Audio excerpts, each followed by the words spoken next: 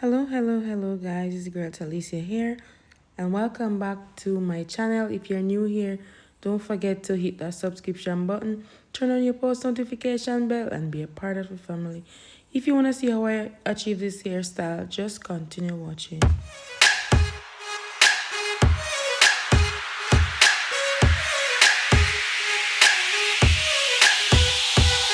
First and foremost, I started off with a nice, clean, freshly and stretched hair. Then I part my hair in half and half because the back part is going to be crochet and the front is like two big cornrow. First of all, I cordon the back area so I could maneuver with the front. I part the top half in half, which is like aligned with my nose in the middle half. Then I went ahead and I used my shine and jump for braiders to have a nice clean part. Anyway, guys, I use my precision comb. Yes, I always use precision comb, but sometimes they easily broken, so I just like kind of leave it on most of the time. Anyway, I cordon the other half and I started by I section a part of my hair so I go in with the shine and jump for braiders so I can have a nice sleek cornrow. So doing so, it made the hair sit together and it won't, like when you're doing your cornrow, doing your feeding, it won't come out and you have to be stopping all the time. Or so said is to say that the best way to do a big cornrow is to base your hair with wherever you're using, is either edge control, a shine and jump, or whatever you're using. Anyway, I have this 38-inch TZ braid. This one wasn't stretched. This is not a pre-stretch, so I had to cut it to give it, because I don't want it too long, so I cut it just so it would be short. So I start feeding in with my first small piece, but before I started feeding, I cornrow my hair 2 times down before I started the feeding. I know sometimes you might it might be difficult doing a feeding on your own, especially in the beginning. So the best way for you to do it is to start your own hair first, then you started to feeding. So anyway, guys, as you can see how I'm feeding in the hair, I put it under my index finger. I put piece to the back and then the piece to the front. I carry it underneath my finger after, then I use the other piece, if that makes sense. So basically, I hold both pieces at the same time, but with the 2 different fingers, so you won't look like, if I don't know how to hold the hair, it will look like a banana slide or a Ghana braid. That's what some people call it. Anyway, guys, as you can see how this is going, because the hair is well sleek down with the shine and jump for braiders. It's going nice and smooth, and I just continue to feed in my hair. So I feed in like 5 pieces. I feed in 5 pieces, then to the end I feed in the next piece. What I had done, I had given it a blunt cut, so I decided, oh, let me change my mind, and then I just add the bead to it. I was going to leave it like a blunt cut. And next thing, each time you're doing your cornrow, when you reach to a certain area, you can always use the comb to brush it in if you realize that it's coming out all the small hair, so you just brush it in so it will look neat and tidy.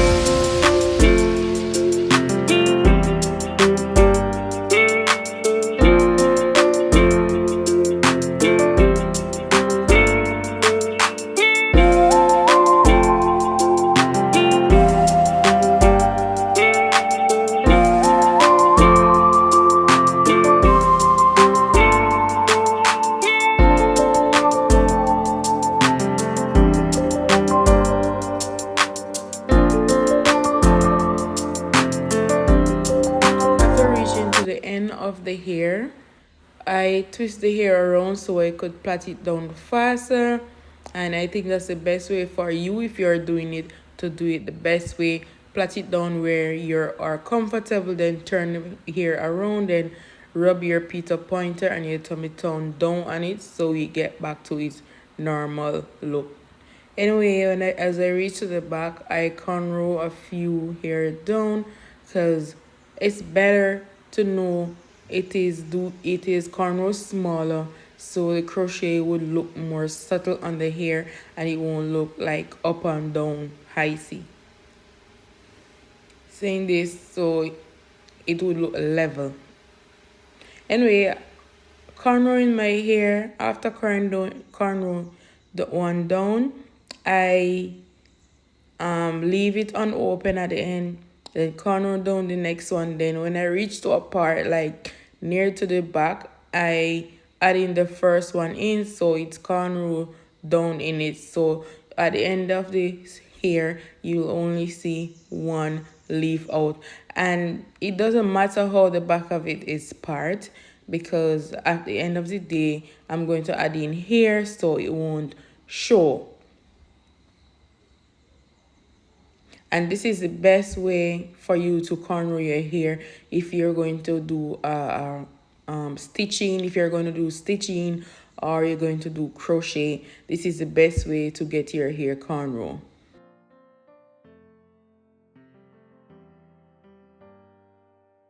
On reaching to the last single hair at the back, so at the end of the day you only have one leaf out. I went ahead and I used a crochet needle to lap it underneath.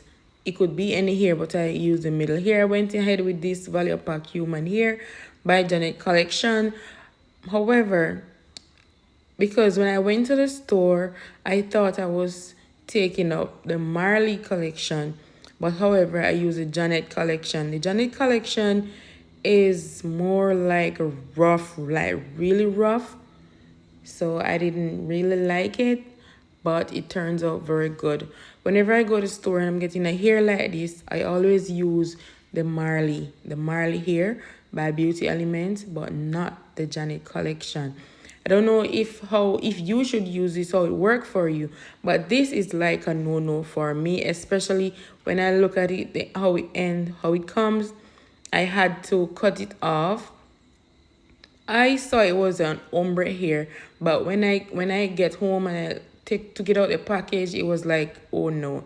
So that area where I cut off that looked like it is texturized, when I cut it off, you only see the rest of black hair that is there. It's supposed to be 1B color hair. It is just start come out in my hand, so I just took it out and just work with it this way. And actually it did come out very fine. So doing this crochet needle, I use a crochet needle underneath the cornrow here, and I pull it through, make a loop with my finger, and so I could get it to knot. I did this for the whole process, and guys, this was only one pack of hair with about 14 pieces. So in that 14 pieces, every piece that I use, I split it in 3 so it could do the whole thing. I didn't want it to be too much, so I just stick with the one pack. And because you know how these kind of hair is, these hair just spread. Once you use it in, is like it spread it open more once you have it in your hair.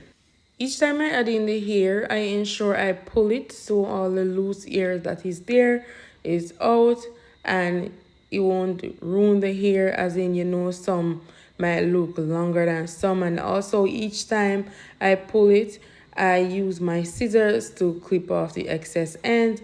And I also ensure that I crochet the hair all the way up to the middle part right there, as you can see. And even after completing this, I kind of afro it a little bit so it also will cover the hair and also come over a little on the cornrow. Literally, this hairstyle literally took me under 1 hour to get it done. However, the longest part of it was the crochet, because you know you have to feel with your finger so to make sure that you're adding the hair evenly and also it won't look too spacey. So doing a crochet, you always have to be using your finger to do your measurements so you won't have the hair looking off. So after completing my crochet, I went ahead and I did my edges also. I accessorized the cornrow with beads, and the beads actually look like the color of the crochet here. And guys, tell me, what do you think about that? This hairstyle was inspired by me myself. I didn't see it anywhere. Sometimes I do see hairstyle on other people's channel and I decided to try them sometimes, and but most of the times I do hairstyle of my own. I just try to be creative, as my name is Creative Hands, so I always try to be creative with everything that I am doing. And guys, tell me, what do you think about this whole hairstyle? I want you to watch, like, share, and subscribe. Tell a friend to tell a friend, and see you in my next video. Thank you for watching and goodbye.